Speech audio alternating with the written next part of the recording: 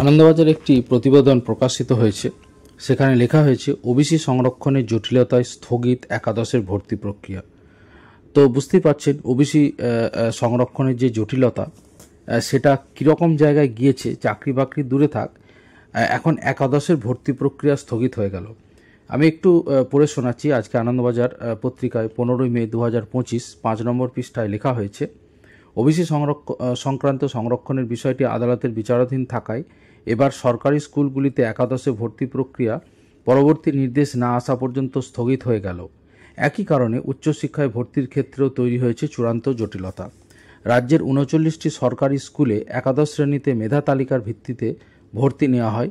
সরকারি স্কুলের শিক্ষকেরা জানাচ্ছেন, শিক্ষা দপ্তর তাদের নির্দেশিকায় জানিয়েছিল একাদশ শ্রেণীতে ভর্তির জন্য এবছরের 10 মে পর্যন্ত আবেদন দেওয়া হবে এবং পড়ুয়ারা তা পূরণ করে স্কুলে জমা দেবে। সেই কাজ শেষ হয়েছে। ওই নির্দেশিকাতেই জানানো হয়েছিল সরকারি স্কুলে একাদশ শ্রেণীতে ভর্তির জন্য মেধা তালিকা প্রকাশ করতে হবে 13 মে।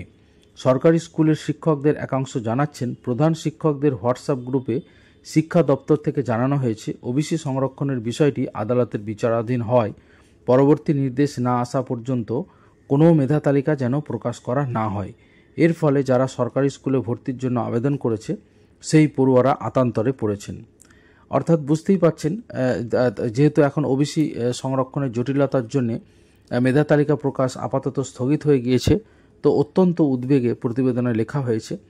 যেমন এক হিন্দু স্কুলের প্রধান শিক্ষক শুভ্রজিৎ দত্ত বলেছেন, আমরা অভিভাবক এবং পড়ুয়াদের বলে দিয়েছি যে উচ্চতর কর্তৃপক্ষের নির্দেশ অনুযায়ী একাদশ শ্রেণীতে ভর্তির জন্য যে মেধা তালিকা 13 মে প্রকাশিত হওয়ার কথা ছিল তা পরবর্তী নির্দেশ না পাওয়া পর্যন্ত স্থগিত থাকছে। এও বলেছি, উচ্চতর কর্তৃপক্ষের নির্দেশ ছাড়া আমরা কিছু করতে পারবো না। শুভ্রজিতের মতে আপাতত ওবিসি সংরক্ষণ বাদ রেখে মেধা তালিকা প্রকাশ করা যেতে পারে। অর্থাৎ ওবিসি সংরক্ষণ নিয়ে যে কতটা জটিলতা সৃষ্টি হয়েছে আপনারা বুঝতেই পারছেন। ওবিসি সংরক্ষণ নিয়ে কী করণীয় তা জানতে যাদবপুর বিশ্ববিদ্যালয় বেশ কয়েকদিন আগে চিঠি দিয়েছিল অনগ্রসর শ্রেণী কল্যাণ এবং উচ্চশিক্ষা দপ্তরে, কিন্তু এখনও কোনো উত্তর আসেনি বলেই বিশ্ববিদ্যালয়ের কাছে খবর, যে অর্থাৎ অনগ্রসর শ্রেণী কল্যাণ দপ্তর থেকে কোনো উত্তর আসেনি। কলকাতা বিশ্ববিদ্যালয় এই দুই দপ্তরের কাছে তাদের কী করণীয় তা জানতে চেয়ে কিন্তু চিঠি দিয়েছিল, কিন্তু সেখানেও কোনো উত্তর আসেনি। অর্থাৎ বন্ধুরা বুঝতেই পারছেন যে ওবিসি সংরক্ষণ নিয়ে কিন্তু মারাত্মক জটিলতা সৃষ্টি হয়েছে ভর্তি প্রক্রিয়ার ক্ষেত্রে।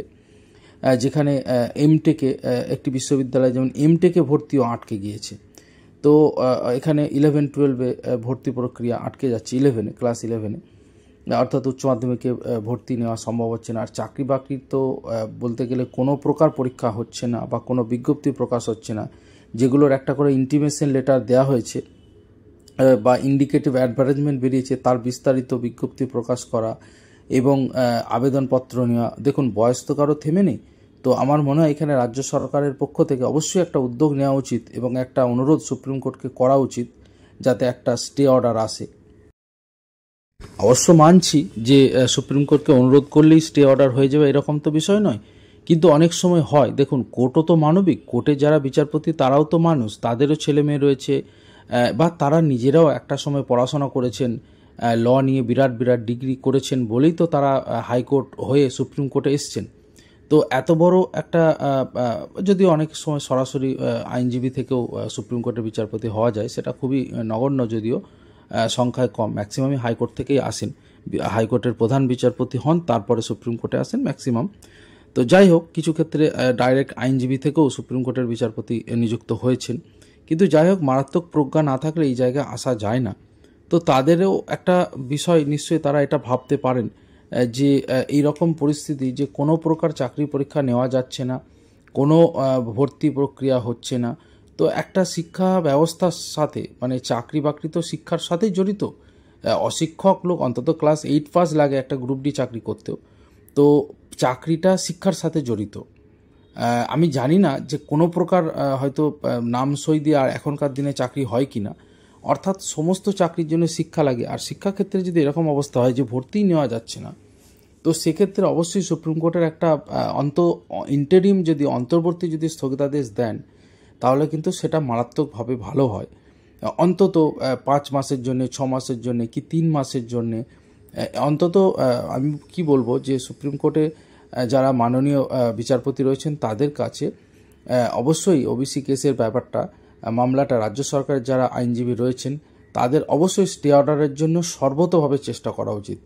এই পরিস্থিতি এখন এরকম জায়গায় দাঁড়িয়ে গেছে। আপনারা কি মনে করেন? আপনাদের মতামত অবশ্যই কমেন্ট করে জানাবেন। ধন্যবাদ।